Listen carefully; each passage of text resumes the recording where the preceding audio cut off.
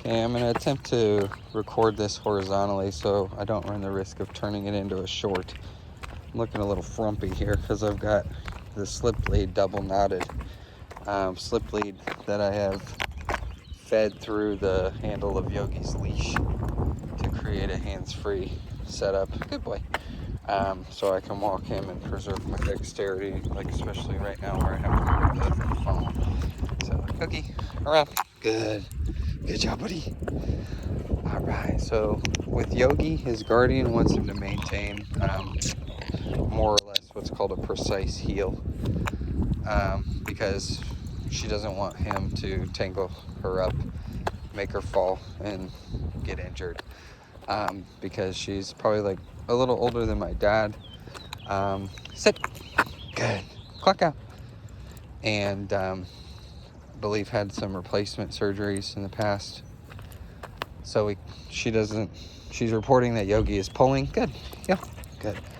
And we want to help her mitigate that as best as possible.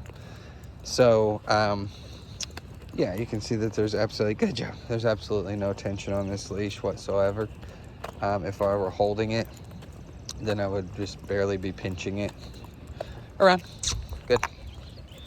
Okay, so good. I let him get out a little too far just because I'm kind of trying to manage and juggle my motor skills right now, especially while running my mouth. But yeah, make sure the leash is secure. So in this case, it's secure around my waist. If it was secure around my wrist, I'd just do the same thing where I usually pinch it. Good job with my thumb and my forefinger, or I hold it to where I can see daylight through the leash or through my hand essentially.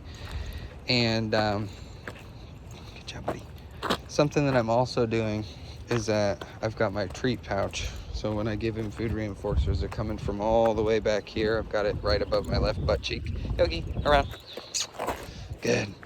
So if that's the case, he's usually gonna tend to gravitate to there and hang back, hang further back so he can receive that food reinforcer where it's coming from. Sit. Good. Clock out. No interest in clocking out. That's okay. So what I'm doing is I'm giving him a cue specifically to let him know when I'd like him to go utilize this area for sniffing and farting around and being a dog. So I call that clock out. If he starts to, here we go, sidewalk. Good. If he starts to go too far out, like on the leash where there's no slack, Yogi, bye now. Good. Then I will start to tell him slowly to let him know to ease up. And then if he runs out of slack entirely, leave it. Good job, buddy. Then, good. I will tell him I'll tell him far enough. Okay, so Yogi, sit.